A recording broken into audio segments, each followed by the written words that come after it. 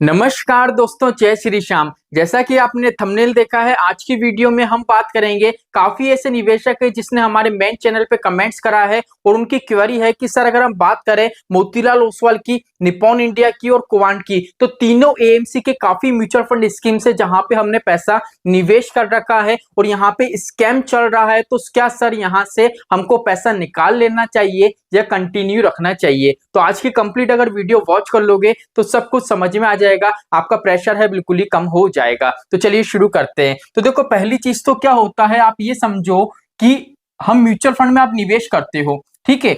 Mutual fund में जो हमारा निवेश होता है ना, वो क्या होता है, लॉन्ग टर्म का, ठीक है। अगर आप सोच रहे हो कि सर मुझे 10 साल 15 साल के लिए निवेश करना है, बिकॉज म्यूचुअल फंड में जो आपको पॉजिटिव वे में रिटर्न मिलता है, जो कंपाउंडिंग मिलती है ना, वो कंपाउंडिंग आपको मिलती है लॉन्ग टर्म के अंदर, ना कि शॉर्ट टर्म के अंदर। बिकॉज म्यूचुअल फंड में आप सोचो मैं 6 महीने, 1 साल, 2 साल के लिए निवेश करूं तो कोई यहाँ पे मजा नहीं आएगा। बिकॉज जितना आप यहाँ पे टाइम ड्यूरेशन बढ़ाओगे उतना ही कंपाउंडिंग आपकी वर्क करेगी और यहाँ पे फ्यूचर में ज्यादा से ज्यादा कॉर्पस आप बना पाओगे। इसलिए क्या होता है, म्यूचुअल फंड जो निवेश होता है वो क्या होता है, लॉन्ग टर्म का होता है। और जितने भी मार्केट में स्कैम होते हैं, ठीक है, या मान लीजिए कोई गिरावट होती है, ठीक है, ये क्या होती है, शॉर्ट टर्म की होती है। इसीलिए यहाँ पे क्या है, आपको ध्यान नहीं देना है। यहाँ पे देखो बहुत सी ऐसी एएमसी हैं जो पास्ट में स्कैम कर चुकी हैं, लेकिन करंट टाइम में अगर आप देखोगे तो मार्केट में बहुत अच्छा वो परफॉर्म्स कर रही हैं, ठीक है। तो यहाँ पे डिपेंड ये नहीं करता, जैसे मान लीजिए आज आपका टारगेट है मुझे 15 साल के लिए निवेश करना है,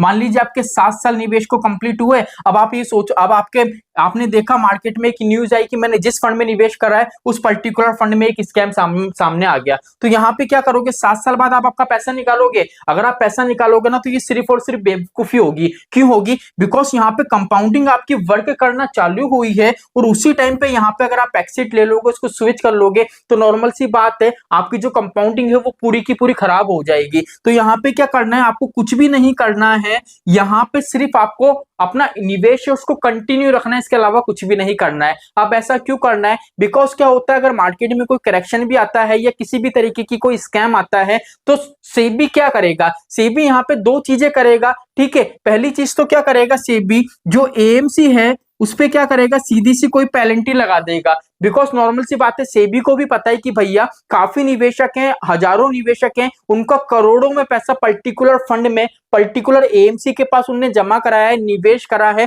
तो वहां पे क्या है, सेबी है निवेशकों के हित का काम करता है, इसलिए वो जो आपका पर्टिकुलर फंड है वहां पे पेनल्टी लगा के उसको छोड़ देगा। वो पेनल्टी भी इसलिए लगाएगा जिससे इन फ्यूचर पर्टिकुलर फंड इस तरीके का स्कैम वापस से नहीं करे। अब पेनल्टी लगेगी, उससे क्या होगा, पेनल्टी लगने से क्या होगा, आपका जो पर्टिकुलर फंड है जिसमें स्कैम चल रहा है उसका थोड़े टाइम के लिए परफॉर्मेंस थोड़ा डाउन हो सकता है, लेकिन फ्यूचर में वो आपको अच्छा खासा रिटर्न्स बना के दे सकता है। पहली चीज ये हो गई। और दूसरी चीज क्या होगी, मान लीजिए कोई बड़ा स्कैम सामने आता है तो वहां पे सेबी पेनल्टी भी लगा सकता है। और दूसरा चीज क्या होगा, जो नए इन्वेस्टमेंट है उसको बंद कर देगा थोड़े टाइम के लिए। अब नए इन्वेस्टमेंट बंद कर देगा, उसका मतलब ये नहीं है कि अगर आपकी पुरानी एसआईपी चल रही है तो आप वापस से एसआईपी अब आपकी पे नहीं होगी, आपकी एसआईपी कंटिन्यू चलेगी। नए निवेशक का मतलब यह है कि अगर मान लीजिए कोई ऐसा निवेशक है जिसने पर्टिकुलर उस फंड में अभी तक निवेश नहीं करा है, अगर वो चाह रहा है कि यहाँ पे मैं एसआईपी करूं, लमसम कर लूं, तो वो थोड़े टाइम के लिए वहां पे निवेश नहीं कर पाएगा।